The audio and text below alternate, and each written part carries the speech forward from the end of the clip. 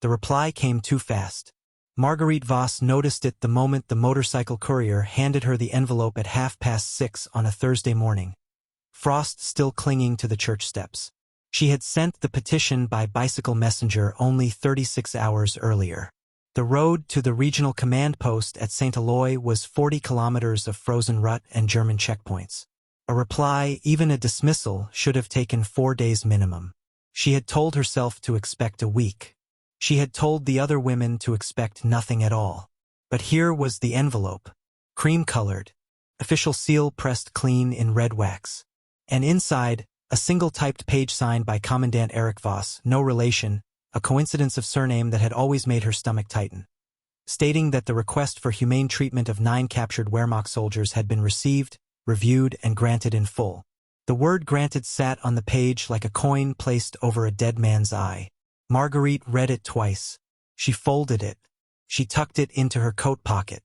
Then she walked back into the church, down the stone steps behind the altar, and into the cellar where 9 boys lay on straw pallets, breathing shallow, smelling of iodine and unwashed wool and fear. "You will live," she told them in German. Her accent was rough. She had learned the language from a husband who died at Verdun 28 years ago, and she had not spoken it since. "The commandant has agreed. You will be treated as prisoners. You will eat. You will heal." The youngest of them, a blond boy with a shattered collarbone and a face like a kicked dog, began to cry. Not loud, just a thin sound, like water finding a crack in stone. Marguerite knelt beside him. She adjusted the bandage on his shoulder. She did not tell him that the reply had come too fast. She did not tell him that she had expected silence, or cruelty, or a form letter stamped denied. She did not tell him that kindness arriving at speed was, in her experience, more suspicious than cruelty arriving at speed. Cruelty took no effort. Kindness required someone to think. And a man who thinks quickly about mercy is a man who has already decided what mercy means before he reads the request.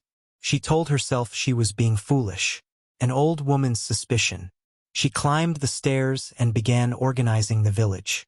By Friday, the women of St. Celestin had assembled a rotation. Marguerite wrote the schedule in pencil on the back of a flour sack. 2 women each morning to bring broth, potato, leek, whatever the gardens still yielded before the hard freeze. 2 women each afternoon to change bandages and boil water. No men were to enter the cellar. This was not cruelty toward the soldiers. It was protection for the village.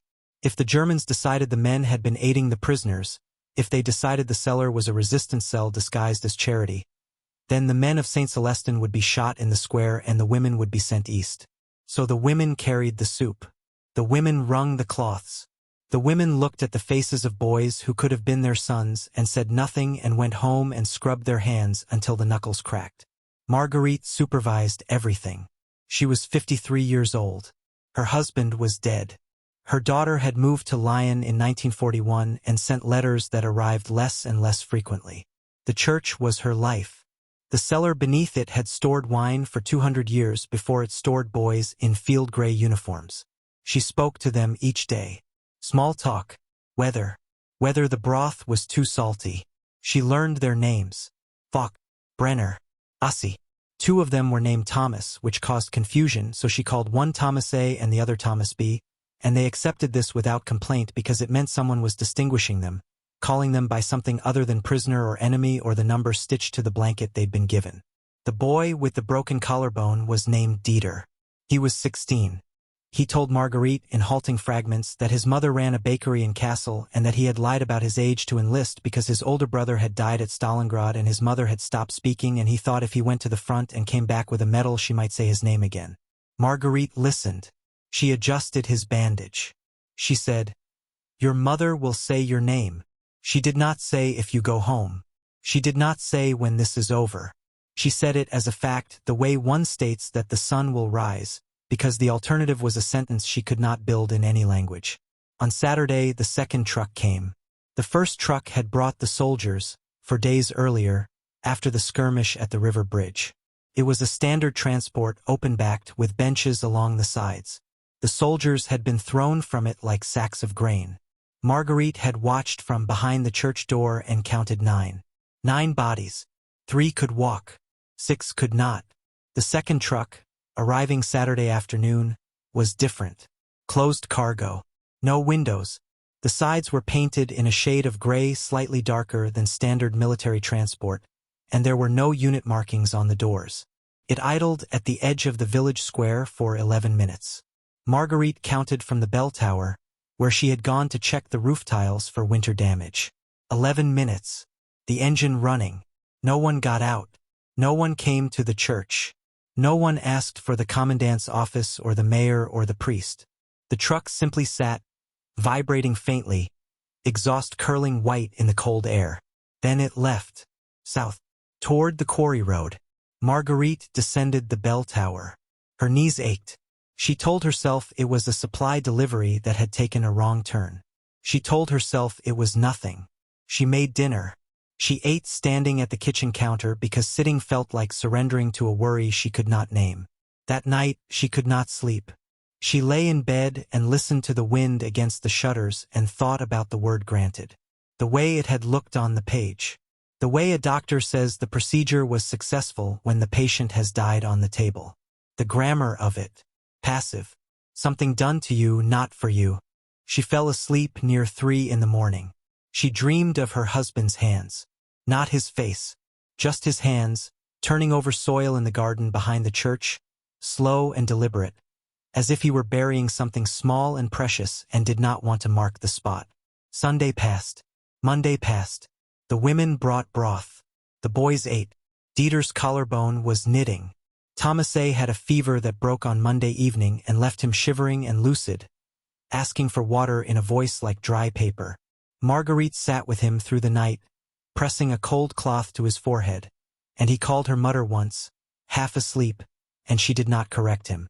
On Tuesday morning, Marguerite climbed to the bell tower again. She told herself it was to check the roof tiles. The tiles were fine. She had checked them on Saturday. She checked them again anyway, pressing her thumb into the mortar, feeling for cracks that were not there. What she was actually looking for was the road south. The quarry road. The truck. She saw nothing. The road was empty. The fields on either side were white with frost and stubble. The quarry itself was hidden behind a ridge of black pines 2 kilometers out. She could not see it from here. She had never seen it from here. She had lived in St. Celestin for 31 years and had never once walked to the quarry, because there was no reason to. The quarry had been closed since before the war. Limestone, exhausted. Nothing left but a hole in the earth and the rusted skeleton of a loading crane. She came down from the tower. She went to the cellar. She counted the boys. 9. All 9. Breathing. Alive. Eating the last of the potato broth and scraping the bowls with their fingers. She exhaled. She had been a fool. An old woman building ghosts out of truck paint and envelope timing. The war made everyone paranoid. The occupation made everyone a reader of signs, a decoder of silences, a translator of the spaces between words. She was tired. That was all. She went home. She slept. She did not dream. Wednesday. The third truck. Marguerite was in the cellar when she heard it. Not the rumble of an open transport. Something lower, heavier. A diesel engine with a different cadence. Slower, more deliberate, like a heartbeat counted by a metronome. It stopped. Not at the square. Closer. On the road behind the church, where the path narrowed between the cemetery wall and the back gate of the presbytery. She climbed the stairs. She opened the back door. The cold hit her face like a slap. The truck was parked 20 meters away. Same dark gray. Same absence of markings. The engine was off now, and in the silence she could hear the tick of cooling metal. The cargo doors at the rear were closed. She could not see inside. 3 men stood beside the cab. They wore long coats, not military greatcoats. Leather gloves. One of them smoked. They were not looking at the church. They were looking at a map, one of them holding it flat against the truck's hood, tracing a line with his finger. Marguerite watched for 4 seconds. Then she stepped back inside and closed the door. Her hands were steady. Her breathing was steady. She walked down the stairs to the cellar and looked at the 9 boys and said, in German, "Stay quiet. Do not call out. I will bring dinner at 6. She went home. She locked her door. She sat at her kitchen table and placed her hands flat on the wood and pressed down until her palms hurt. The reply had come too fast. The truck had no markings. The men wore civilian coats. The quarry road. The word granted. She picked up a pen. She began to write a second letter. Not to the commandant. To the bishop at Autun. To the Red Cross office in Geneva, if such a thing still functioned. To anyone whose name she could recall and whose address she could guess. She wrote for 2 hours. She wrote 6 letters. She sealed them. She stacked them by the door. She did not send them. There was no courier now. The bicycle messenger who carried mail to St. Eloi had not come in 4 days. She had not noticed until this moment. For days. No mail. No courier. No one coming in. No one going out. She sat in her kitchen in the dark, because she had not lit the lamp, and she listened to the silence of the village, and the silence was wrong. It was too complete. No dogs. No radio from the Arnaud house next door. No sound of boots on the square, which there should have been, because the garrison changed watch at 9. She lit the lamp. She put on her coat. She walked to the church. The cellar door was open. Not broken. Not forced. Open.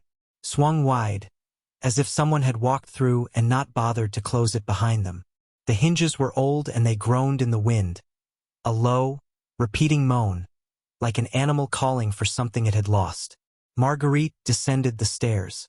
She held the lamp in front of her. The light swung and the shadows jumped. The cellar was empty. The straw pallets were there. The blankets were there. The bowls from lunch, unwashed, still sitting in a row along the stone shelf. A bandage, used, crumpled in the corner. A single boot, small, the leather cracked, laces still tied, sitting upright in the middle of the floor as if its owner had simply evaporated out of it. Dieter's boot. She recognized the stitching. She had mended it herself, 2 days ago, with a curved needle and thread from her sewing box, because the sole was separating and the boy had no other pair. She stood in the cellar for a long time. The lamp burned. The shadows moved. 9 pallets. 9 blankets. 1 boot. No boys. She climbed the stairs. She walked out of the church. She walked to the back gate. The truck was gone. The road was empty. The tire tracks in the frost led south, toward the pines, toward the ridge, toward the quarry. She went to the stable behind the presbytery. She saddled the old mare, Colette, who was 22 and half-blind and moved with the careful deliberation of a creature that knew its own limits. Marguerite mounted. She did not take a lantern. The moon was 3/4 full and the snow on the fields threw back enough light to see by. She rode south. The quarry appeared gradually. First the pines thinned. Then the ground dropped away, the limestone shelf giving way to raw earth, and then the hole opened up below her like a mouth. The old crane stood at the edge, rusted, its arm raised and frozen, pointing at nothing. The loading platform was concrete, cracked, stained with years of rain and neglect. And on the platform, in the moonlight, the truck. The rear doors open. And beyond the truck, arranged in a line, face down, in field gray uniforms, 9 shapes. Not sleeping, not lying, not resting. The shapes did not move. The shapes were arranged with a precision that spoke of procedure, of a process followed in order, step by step, so that no one had to think, so that no one had to decide, so that the doing of it could be separated from the meaning of it. 1 row, even spacing, face down so that the faces would not be seen, so that the men who did it would not have to look. Marguerite sat on Colette at the edge of the quarry. She did not dismount. She did not call out. She did not weep. She looked at the 9 shapes and she counted them, because counting was the only thing her mind could do, the only arithmetic that still functioned. 1, 2, 3, 4, 5, 6, 7, 8, 9, 9. Dieter was there. She could not see his face. She could see his boots. The one she had mended. The other one still intact, still laced. She sat on the horse. She looked. The wind moved through the pines. The crane creaked. A thin metallic sound, like a joint bending in the cold. Somewhere behind the truck, she heard a shovel strike stone. Then another. Then the soft, heavy sound of earth being moved. They were burying them. Right there. In the quarry. In the hole where the limestone used to be. Filling the hole with boys instead of rock. Marguerite did not ride forward. She did not shout. She did not raise her fist or curse or demand. She sat on the old horse and she watched because she had decided, in the 3 seconds it took her to understand what she was seeing, that she would not look away, that she would carry this, that someone had to see it and remember it and refuse to let it become a number in a file, a line in a report, a footnote in a history no one would read. She watched until the shovels stopped. She watched until the men in long coats climbed back into the cab. She watched until the truck pulled away, headlights cutting the dark, taillights shrinking to 2 red pinpricks, and then nothing. She sat in the silence. The moon moved. The crane creaked. The fresh earth was dark and slightly raised. A long mound, like a garden bed prepared for spring planting. She turned Colette around. She rode home. She did not sleep that night. She sat at the kitchen table with the 6 unsent letters in front of her and a candle burning low. She did not cry. Crying was a response to surprise, and she was not surprised. She had been waiting for this since the envelope arrived, since the word granted, since the truck with no markings, since the 11 minutes of idling in the square. She had known, not in the way of facts and evidence, in the way of the body knowing winter is coming because the light changes in October and the birds leave before the first frost. The body knows. The mind argues. The body was right. At 4 in the morning, she took the 6 letters and held them over the candle flame, one by one. She watched the paper curl and blacken and fall apart. She did this because sending them would change nothing. The bishop would file them. The Red Cross would send an inquiry that would be answered with a form letter. The war would end. The files would be lost or burned or reclassified. The 9 boys would remain in the quarry, under the earth, under the frost, under the silence. She kept one thing, the carbon copy of her original petition. The one she had typed on the presbytery's old machine, the ribbon half dry, the letters faint. We ask only for humanity for the soldiers. She folded it. She placed it in a tin box that had once held sewing needles. She put the tin box on the shelf above the stove. She went to bed. She slept. She dreamed of nothing. In the morning she walked to the church. She climbed the bell tower. She rang the bell. Not for mass. Not for a death, because there was no body to bury, no grave to mark, no name to read from the pulpit. She rang it because the bell was there and because silence was the enemy, and because the sound of bronze vibrating in cold air was the only language left to her that the men in long coats could not edit or reclassify or stamp granted and file away. She rang it for 11 minutes. Then she stopped. She descended. She swept the church floor. She lit the candles. She opened the doors for anyone who might come, though no one came because the village had learned, in the night, what had happened, and the village had decided, in the way of small occupied places, that survival required the appearance of not knowing. Marguerite swept the floor. She lit the candles. She said the names. Not aloud. Not yet. She said them in her mind in order the way one recites a prayer. Falk, Brenner, Ussie, Thomas A., Thomas B., Dieter, and the other 3 whose names she had learned but whose faces she could not yet hold steady. She would learn to hold them. She had time. She had the rest of her life, which was a long time, because she was 53 and stubborn and the war would end and she would still be here, sweeping the floor, lighting the candles, carrying the names in the tin box above the stove. 41 years later, in the spring of 1985, a woman named Claire Arnovas cleaned out her grandmother's house after the funeral. Marguerite had died in February, at 94, in a hospital bed in Autun, with no one holding her hand because Claire had been delayed by a train strike and arrived 20 minutes after the end.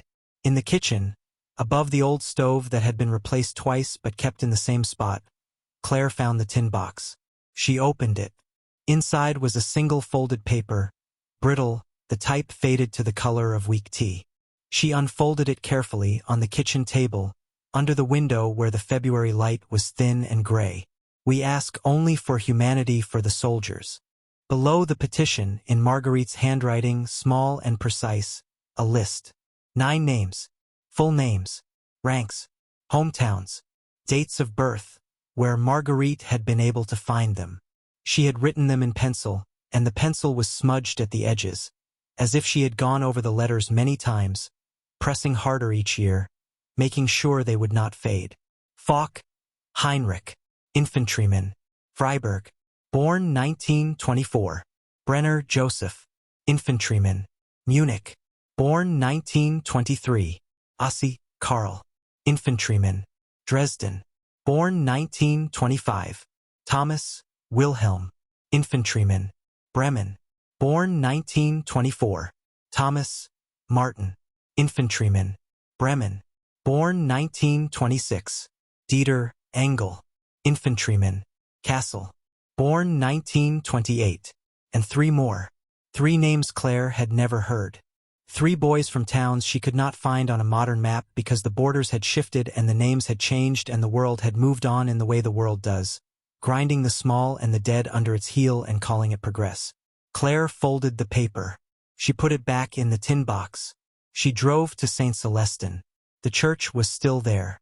The cellar was still there, converted to a storage room for folding chairs and hymnals. The quarry was still there, filled in now, a flat patch of grass at the edge of the pines, unmarked, indistinguishable from the rest of the field. She walked to the center of the grass. She stood there. The wind moved through the pines. She opened the tin box. She took out the paper.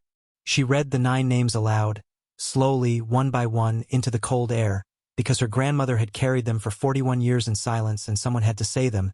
Someone had to put the sound of them into the world. Even here, even now, even if no one was listening, even if the only witness was the wind and the pines and the rusted skeleton of a crane that no longer existed, torn down in 1962, sold for scrap, gone. She read the names. She folded the paper. She put it back in the box. She closed the lid. She drove home. She did not cry in the car. She cried in her kitchen, later, alone, with the door locked, because some griefs are too old to share and too necessary to abandon. The tin box sits in her desk drawer now. She has not opened it in 3 years. She does not need to. She knows what is inside. She knows the names. She says them sometimes, in the shower, in traffic, in the space between sleeping and waking, when the mind is soft and the world has not yet hardened into its daily shape. 9 names. 1 petition. 1 word that meant everything and nothing. Humanity. They asked for it. They received the opposite. And the opposite wore a polite face and signed its name and stamped the envelope and sent it back by fast courier so that the waiting would be short and the hope would be brief and the mercy would be clean. The mercy was not clean. The mercy was a hole in the ground and a shovel and a truck with no markings and a woman on a horse who did not look away. That was the only humanity anyone offered. The looking. The not looking away. The carrying of the names in a tin box above the stove for 41 years, through one winter and then another, until the hands that held them were too old to hold anything at all, and the names passed to a granddaughter who stood in a field and spoke them into the air, and the air took them, and the pines held them, and the earth kept what it had always kept, which was the truth, buried, patient, waiting for someone to kneel down and dig. No one dug, but someone remembered, and that, Marguerite would have said, sweeping the church floor in the cold morning light, that was enough. It had to be enough. It was all there was. The end.